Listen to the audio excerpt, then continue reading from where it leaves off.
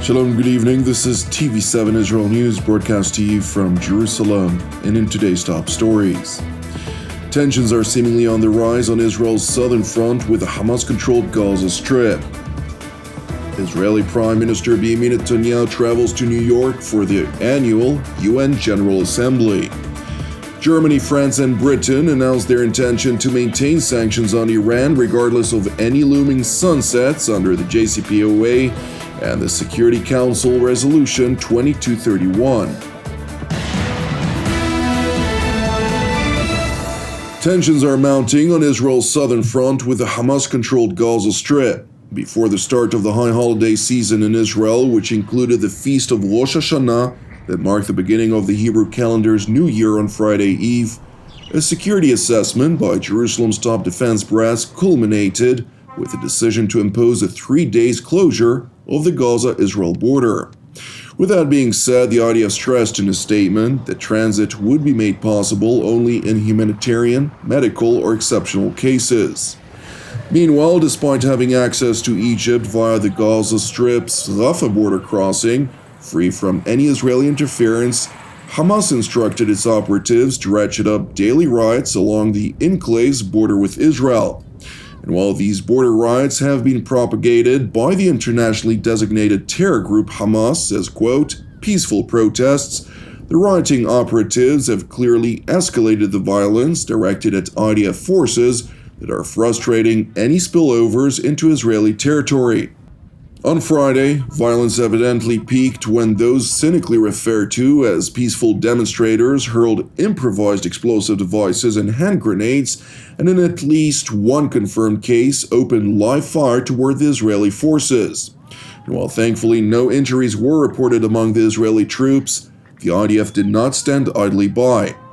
In a retaliatory response aimed at clarifying to Hamas that it would not be able to breach the fragile security calm without bearing the consequences, an IDF aircraft struck a military post belonging to the Hamas terrorist organization during the violent riot that took place adjacent to the security fence in the Gaza Strip. And while the Hamas-controlled health ministry in Gaza failed to report on any injuries in the aerial strike, Israeli reports have indicated to the contrary without providing additional details. Meanwhile, in light of the seeming escalation on Israel's southern front, the Israel-Gaza border has remained closed today, essentially preventing 17,000 Palestinian workers from entering Israel. According to a security official, closing the crossing is meant to send a message to Hamas, a move that bore fruit in previous cycles of border disturbances.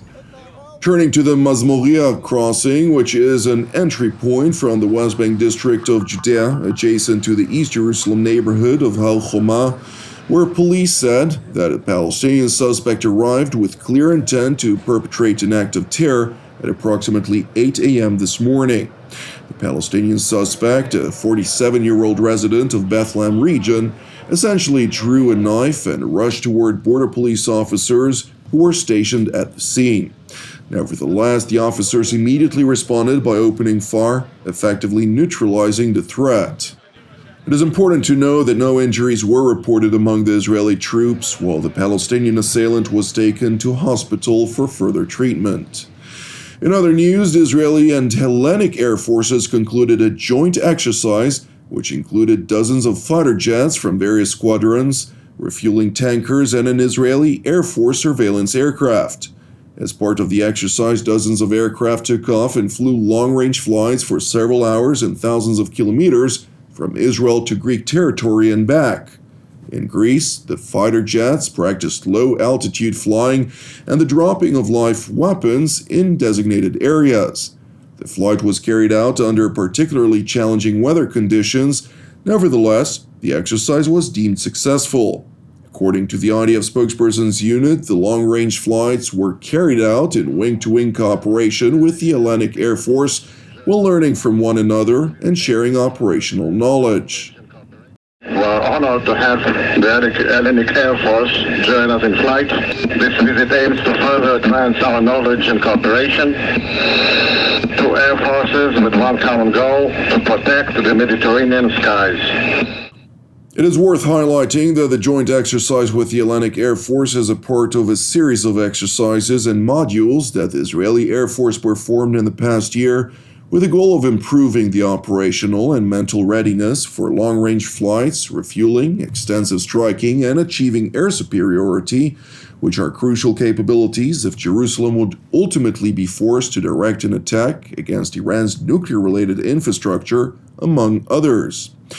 Turning to Jerusalem, where Israeli Prime Minister Beniamin Netanyahu attended separate ceremonies over the weekend at the IDF General Staff Forum, the ISA, and the Mossad as part of the traditional toasts ahead of Rosh Hashanah.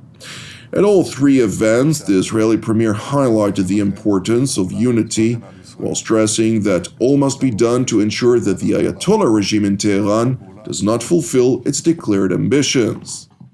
אני מאמין בכם, אני סומך עליכם, אני סומך על היכולת שלנו לגייס את כל המשאבים שעומדים לרשותנו, בצה"ל וגם בזרועות אחרות.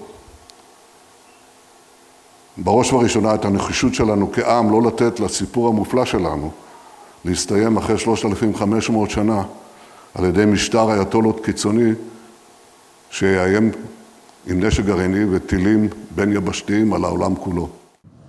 Meanwhile, Prime Minister Beniamin Netanyahu, along with his wife Sarah, traveled to the U.S. city of New York last night, where the Israeli leader is set to meet U.S. President Joe Biden for the first time since assuming office, alongside other world leaders respectively, on the sidelines of the annual summit of the United Nations General Assembly.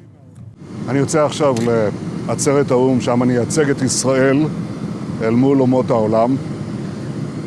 בימים הללו אני גם אפגוש מנהיגים רבים מהעולם, בראשם הנשיא ביידן, שאיתו אדבר בין השאר ובראש ובראשונה על איראן והרחבת מעגל השלום.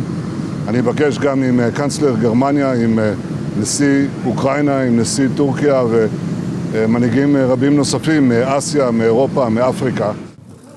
Premier Netanyahu also seized the opportunity to respond to Iran's decision to ban multiple inspectors of the International Atomic Energy Agency, or IAEA, from entering the country, a move which the IAEA Director General Rafael Mariano Grossi decried as unprecedented and profoundly regrettable, further hampering on the agency's ability to closely scrutinize Tehran's nuclear activities.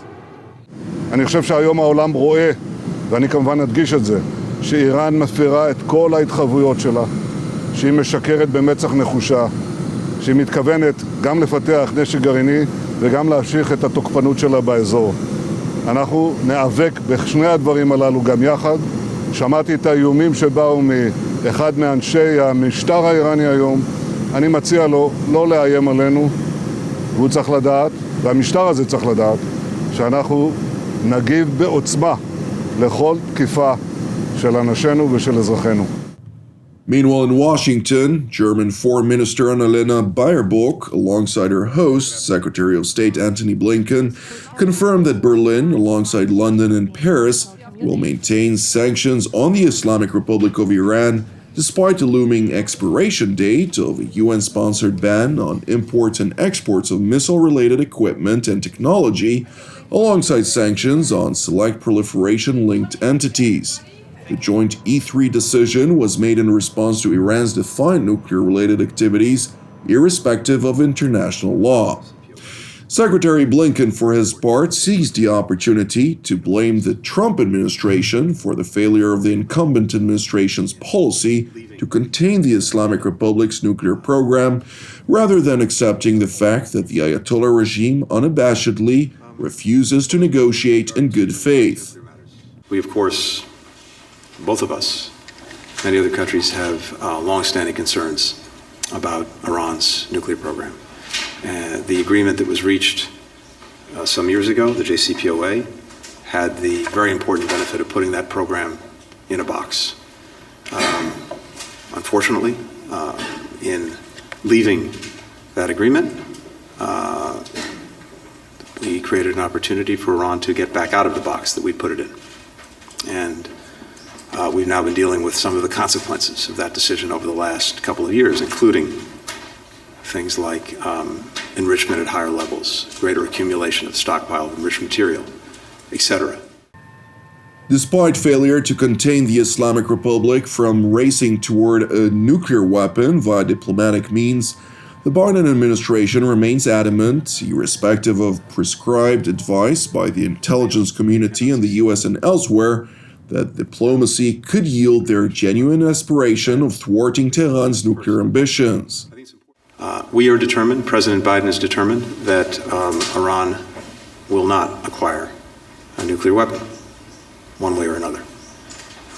We continue to believe that diplomacy is the most effective way to achieve that result, but there's no active diplomatic engagement on that question right now because of the steps that Iran has taken, as well as its refusal or inability to get back into mutual compliance with the JCPOA.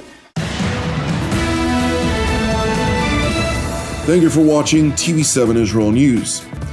Separately, I would like to encourage you, pray for the peace of Jerusalem, the salvation of Israel, and for our persecuted brothers and sisters worldwide. I'm Jonathan Hassan wishing you a Shavua Mevorach, and God willing, we'll see you again tomorrow at the same time.